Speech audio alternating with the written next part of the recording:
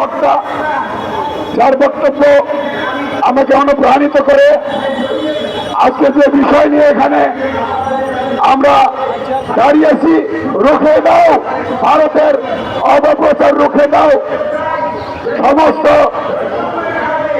ঝামেলা। সেই ভারতের বিরুদ্ধে একটি কথা আছে, প্রতিবেশী যদি ভালো না হয় তাহলে দুশ্মনের দরকার হয় না বাইরে থেকে আস। প্রতিবেশী যদি খারাপ হয় তাহলে বাইরের দুশ্মনের দরকার হয় না।